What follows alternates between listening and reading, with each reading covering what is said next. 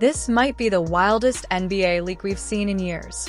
A live stream clip that was never supposed to go public somehow got exposed online. Kyrie Irving thought the stream had already ended, but moments later, he started talking freely behind the scenes. Then suddenly, he dropped one sentence that instantly sent the entire NBA world into chaos and had fans questioning everything they thought they knew about the Cleveland era. You sure this ain't live? Because I'm tired of pretending LeBron isn't an evil man. Yeah, he actually said it. And trust me, that wasn't even the craziest part. Because once the full leaked clip started spreading online, it sounded like Kyrie was finally exposing everything that happened behind closed doors during LeBron James' second run with the Cavaliers. From locker room politics to front office control, from trades to the fake brotherhood narrative, everything fans believed suddenly started looking different. The moment the clip leaked, social media completely exploded. Hardcore NBA fans weren't even shocked because rumors about tension between Kyrie and LeBron had existed ever since Kyrie requested a trade back in 2017. But now, years later, Kyrie seemed to confirm what many people quietly suspected the entire time, that the environment around LeBron felt controlling, political, and exhausting. Fans immediately started revisiting old interviews, press conferences, and bench clips where Kyrie looked frustrated or disconnected, almost like all the warning signs had been there from the beginning. Circumstances or... Don't none of us get a pass tonight. It's not just Kyrie. There was even that famous moment where people compared LeBron to a father figure for Kyrie, and Kyrie instantly shut the idea down without hesitation. That one response alone suddenly started trending again because fans realized the tension between them may have been way deeper than anyone originally thought. Because that question was crazy. When somebody asked me if LeBron was like a father figure to me, bro, that was crazy, bro. No kizzy. That was a crazy ass question. He's like a few years older. People started rewatching every old interaction between them, and suddenly every awkward handshake, every strange press conference, and every uncomfortable bench moment looked completely different. By the end of the online meltdown, one thing became obvious. Kyrie Irving was never just some sidekick in LeBron's story. He was already a superstar before all the drama even started. And a lot of fans still argue that Kyrie played a massive role in helping LeBron secure the 2016 championship. After all, it was Kyrie who hit the legendary Game 7 three-pointer against the Golden State Warriors in the final minutes, one of the biggest shots in NBA history. Let's not act like Kyrie wasn't playing at the same level that Bron was playing at in that run. So Kyrie saved his ass because Bron sat his scary ass in a fucking corner and said, "Here, Kyrie, in the game. I'ma go sit on the side. Here, Kyrie, do it for me." But to really understand why this tension became such a huge deal, you have to go all the way back to 2011 when Kyrie first arrived in Cleveland. Before LeBron returned, before the trades, and before all the media chaos, Kyrie was the franchise's golden child. He wasn't living in anyone's shadow back then. He was the future of the entire organization and the player fans believed would lead Cleveland into a brand new era. Kyrie knows the clock. Sends it. Got it, Kyrie Irving! At the heart! He was respected by teammates, loved by the city, and completely independent. Unlike many stars around the league, Kyrie wasn't obsessed with building super teams or controlling headlines. Even today, many fans still see him as someone focused more on basketball than public attention. This whole celebrity idea is eroding. The whole fame idea is eroding. That's sold to us, y'all. You got people out here that are human, that are acting every day of their life. They're not even real. Kyrie was simply a pure hooper. Quiet, skilled, focused, and constantly improving his game. When the Cavaliers selected him with the first overall pick in the 2011 NBA draft, expectations were already sky-high after his short but impressive run at Duke University. From day one, he looked like a future superstar. As a rookie, he averaged 18.5 points, 5.4 assists, and nearly 40% shooting from three-point range. Those weren't ordinary rookie numbers, they were star-level numbers. That's why he easily won the 2012 Rookie of the Year award. And it didn't stop there. Over the next few seasons, Kyrie kept improving every year. By 2014, he was already an All-Star and even won All-Star Game MVP after putting up an incredible performance. What made Kyrie different was how low-key he stayed. He didn't constantly chase headlines or leak drama to the media. He stayed focused on basketball and quietly built his reputation through skill and hard work. The Cavaliers viewed him as their franchise cornerstone, the player meant to lead the future of the organization. By 2014, Kyrie had officially become the heart of Cleveland basketball, and that's exactly when everything changed overnight. I had no idea, man. I found out that Bron was coming back like the rest of you guys.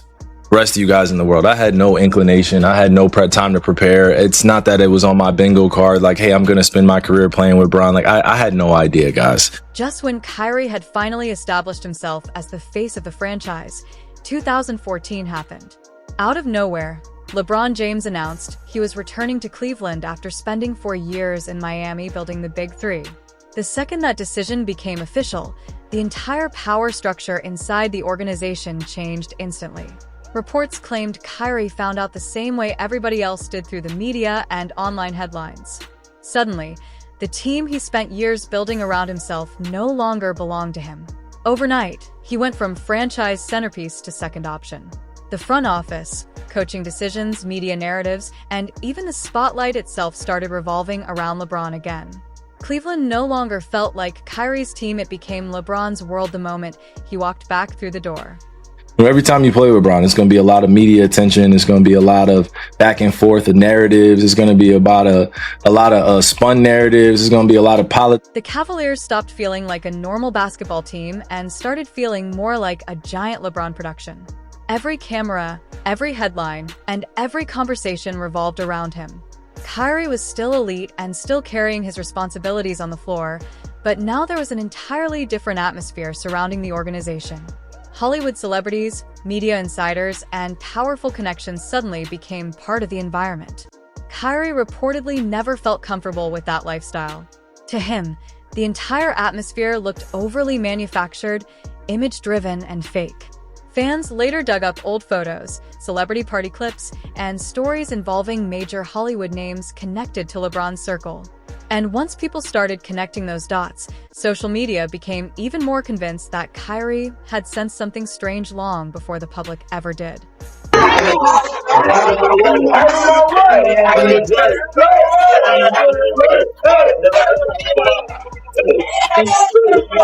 One name that kept coming up during all these conversations was Sean Combs, also known as Diddy. Online discussions exploded after people revisited old clips, interviews, and rumors involving celebrity circles connected to major athletes and entertainers. Then fans started bringing up recent controversies surrounding Diddy, including the disturbing security footage involving Cassie Ventura that shocked the internet. Around the same time, 50 Cent also released a documentary discussing allegations tied to Diddy and old hip-hop controversies surrounding legends like Tupac Shakur and the notorious B.I.G. All of this caused fans online to revisit LeBron's celebrity connections and wonder if Kyrie had intentionally distanced himself from that entire Hollywood-style environment years earlier. You know who was responsible for the killing of Tupac Shakur? No, I don't. I think that Sean now, in my mature mind, had a lot to do with the death of Tupac. Fans suddenly started looking at Kyrie completely differently. Instead of viewing him as difficult or emotional, many people began believing he simply didn't fit into an environment built around control, image management, and media politics. Everywhere Kyrie looked, it felt like LeBron's influence reached every corner of the organization, from roster decisions to media narratives to locker room dynamics. And honestly, LeBron has always been known for having enormous influence over the teams he plays for. When he first left Cleveland for Miami, he criticized the Cavaliers' weak roster and front office. Then once Cleveland drafted Kyrie and built up assets, LeBron suddenly returned. After he came back, the roster immediately started changing around his preferences. Familiar names like J.R. Smith, Iman Shumpert, Mike Miller, James Jones, and Kendrick Perkins all became part of the new LeBron-era blueprint. Then came the massive Kevin Love trade in 2014, officially transforming the Cavaliers into a team designed around LeBron's system. Even coaching changes seemed tied to his influence, especially after David Blatt was fired despite a strong record and replaced by Tyronn Lue. And later with the Lakers, fans pointed to similar situations involving Anthony Davis, Russell Westbrook, and even Bronny James. To Kyrie, the environment simply stopped feeling natural. When you're playing with somebody like Bron or somebody that you guys like to compare him to, it's a different animal. It's a different journey. You know what I'm saying? Like, you're automatically expected to be at the top of the charts, the top of the league. From the outside, LeBron and Kyrie looked like the perfect superstar duo. They were winning games, reaching finals, and dominating headlines together. But behind all the smiles and championship celebrations, tension was slowly building year after year. Kyrie's eventual trade request wasn't some random emotional decision. It was the result of years of frustration inside that environment. Reports and former teammates described moments where LeBron would publicly lecture Kyrie, bark instructions at him during games, or speak to him like a younger player still trying to prove himself. Viral bench clips started resurfacing online showing LeBron aggressively directing Kyrie during games, and fans suddenly viewed those moments in a completely different light. As we go back to Sage Steele in the studio. Hey, Mark, Game 2 of our doubleheader is underway in Oakland. Every possession, every timeout, and every big moment seemed to come with an invisible hierarchy. LeBron first, everybody else second. Kyrie reportedly felt that pressure constantly. And it wasn't just happening on the court. Media interviews and cryptic comments only made things worse. Whenever LeBron publicly talked about needing more playmakers or hinted that some guys needed to grow, many fans believed those comments were indirect shots at Kyrie and other teammates. Kyrie hated the idea of issues being discussed through media narratives instead of private conversations. Then came the moment that really upset him, LeBron referring to Kyrie like a kid. Kyrie wasn't some inexperienced rookie anymore. He was already an NBA champion and multiple-time All-Star. So many fans understood why that bothered him deeply. Do whatever I could do to help the kid out, be the best player he can be. That's when Kyrie finally made the decision to leave Cleveland completely. He reportedly requested the trade without even personally calling or texting LeBron beforehand. To outsiders, it looked cold or disrespectful. But from Kyrie's perspective, many fans believe he simply wanted distance from an environment that no longer felt healthy or authentic to him. He wasn't just leaving a basketball team, he was walking away from an entire ecosystem built around power, influence, and constant pressure. Kyrie wanted freedom, independence, and the chance to build his own identity outside of LeBron's massive shadow. I didn't leave Cleveland. I escaped it. And once Kyrie left, everything started falling apart almost immediately. The Cavaliers traded him in 2017 for Isaiah Thomas, Jay Crowder, Andy Zizic, and a future draft pick. On paper, it looked decent, but the chemistry instantly collapsed. Isaiah Thomas arrived injured, the locker room became chaotic, and Cleveland suddenly looked unstable. Fans quickly realized how important Kyrie had actually been to the team's success. The offense lost rhythm, the defense completely declined, and the Cavaliers struggled badly during the playoffs despite LeBron's individual performances. The team barely survived multiple playoff series, and the balance that once made them dangerous disappeared entirely. Then in 2018, LeBron left Cleveland again, this time for the Los Angeles Lakers, and the Cavaliers completely imploded afterward. Meanwhile, Kyrie eventually rebuilt his image with the Dallas Mavericks, where he regained respect across the league for his leadership, scoring, and elite skill set. By 2024, he was once again viewed as one of basketball's most gifted offensive players, and many younger stars openly studied his footwork, handles, and finishing ability.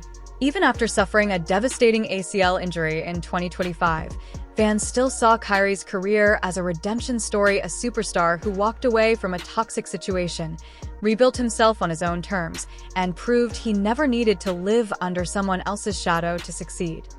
This is the kind of stuff that gets on my last damn nerves about LeBron. So now, months later, let's clean this up to the point where he looks totally innocent and all the, I never wanted Kyrie to leave. That was never a part of the equation.